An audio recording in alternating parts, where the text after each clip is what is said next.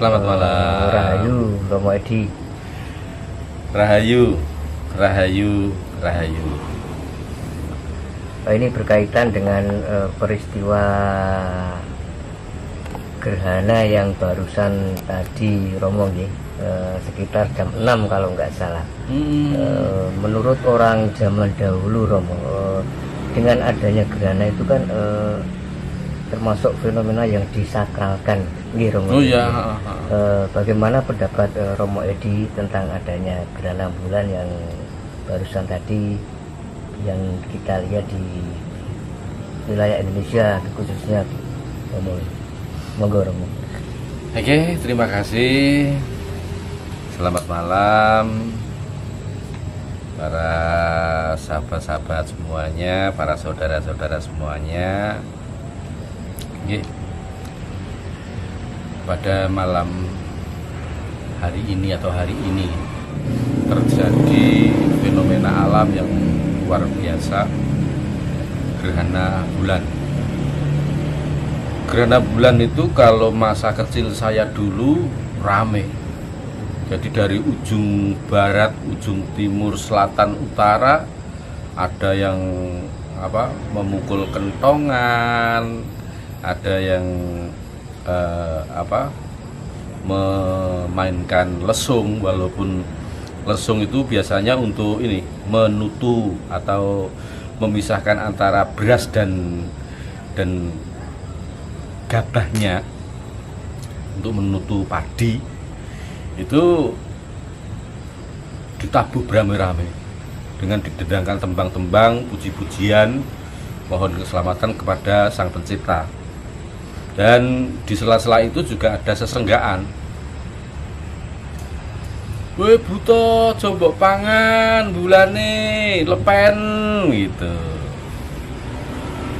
Sesungguhnya itu ada kisah tersendiri. Jadi pada zaman dulu, ini menurut mitos ya, menurut mitos atau dongeng dari mulut ke mulut, bahwasanya pada zaman dulu ada seorang resi bernama Kaisapa.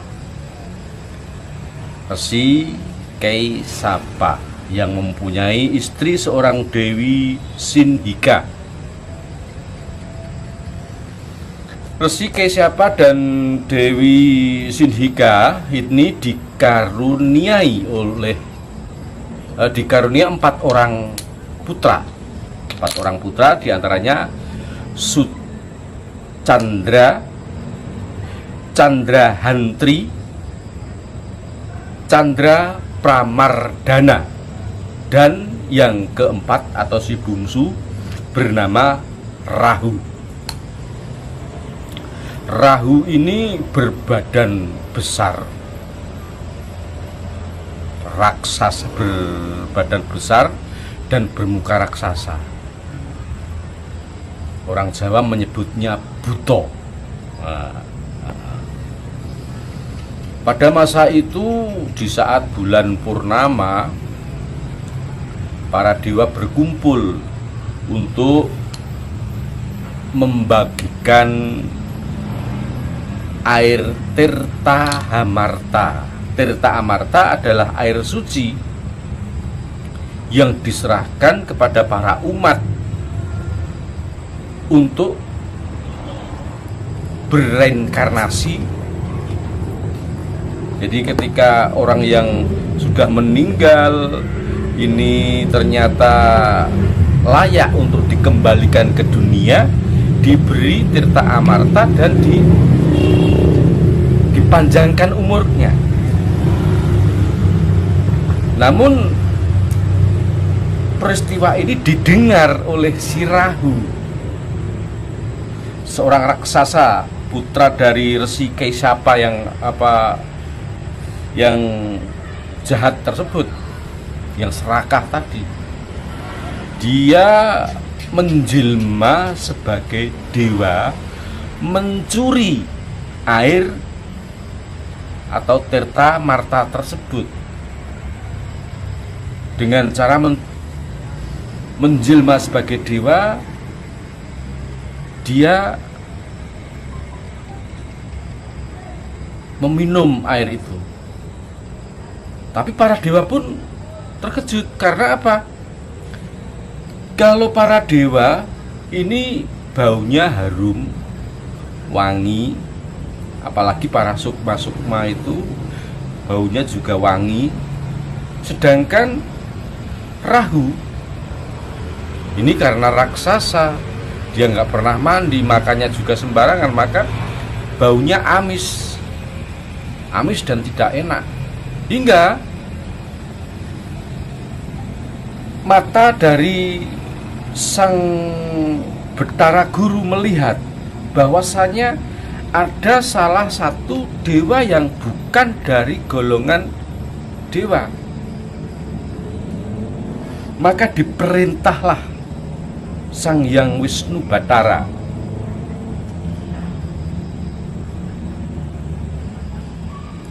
Hei Wisnu, tidakkah kamu lihat sosok dewa yang satu itu? Tampaknya kelihatan ganjil. Sang Hyang Pikulun yang mana? Mestinya kamu bisa melihat dengan permana jatimu. Coba kamu lihat. Oh iya Sang, iya betul Sang Hyang Guru, betul ada sosok raksasa yang mencurigakan. Nah, maka dari itu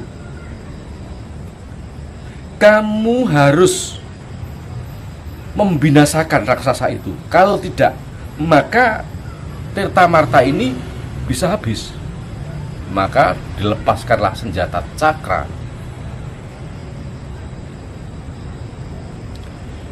Terpisahlah kepala Rahu antara kepala dan badan. Konon ceritanya si badan ini jatuh ke bumi dan ini menjadi ditumbuk oleh beberapa orang yang ada di bumi. Adapun kepalanya tetap ada melayang-melayang di angkasa. Dalam kepenasarannya ini, Sang Rahu raksasa tersebut bersumpah, wahai para dewa, saksikan, selama hidup dalam putaran waktu, sewaktu-waktu aku akan memakan kamu Betara Surya dan kamu Betara Chandra, karena kamu yang menjadi sumber petaka kematian. Aku tidak akan menerimakan. Maka pada hari-hari tertentu, ratusan tahun perputaran waktu, si raksasa Rahu tersebut memakan matahari yang disebut gerhana matahari, memakan rembulan yang disebut gerhana rembulan. Namun karena ini hanya kepala saja, tidak ada badannya, maka ketika ditelan justru malah tampak rembulannya, tampak pula mataharinya. Apabila dia makan matahari, maka didengar disorai, "Woi, buto, lepen," itu langsung ditelan, malah ketok gitu. Itu mitos terdahulu. Namun sesungguhnya itu adalah suatu pitutur atau petuah bahwasanya Allah menunjukkan kuasanya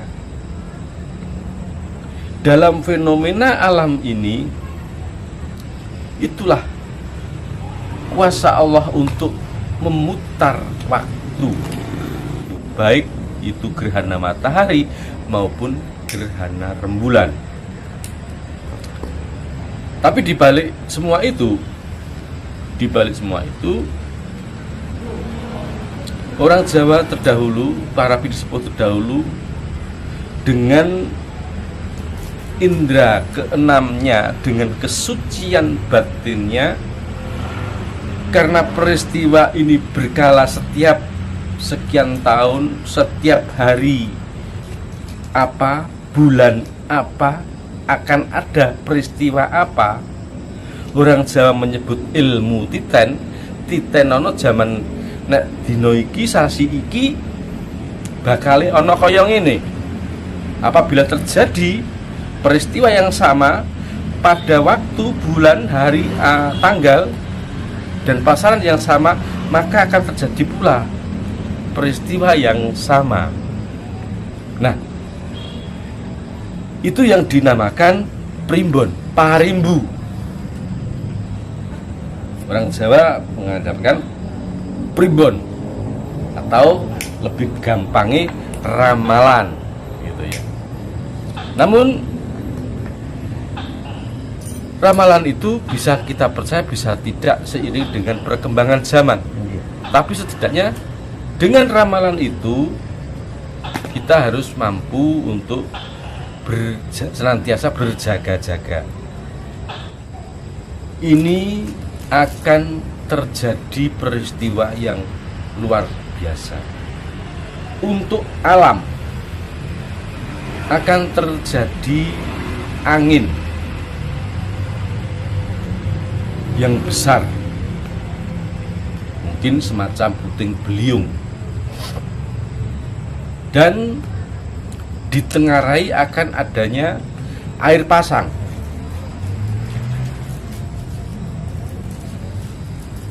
Kemudian ditambah lagi adanya wabah penyakit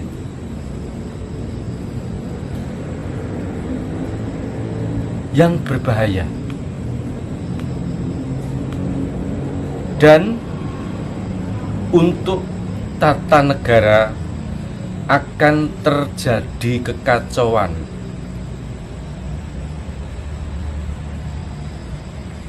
Para pembesar-pembesar berebut kebenaran. Para pembesar-pembesar berebut kekuasaan tanpa memperhatikan keluh kesah rakyat. Dan semua ini juga ada tolak balaknya. Jika orang Jawa menyebutnya eling lan waspada, neng ning awas sarta eling, yang artinya neng kita harus bisa diam, menduduki posisi kita sebagai apa?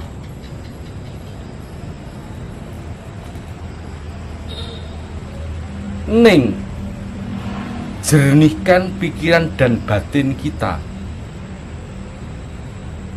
Mohon petunjuk kepada Allah yang Maha Esa. Awas artinya kita tetap berjaga-jaga.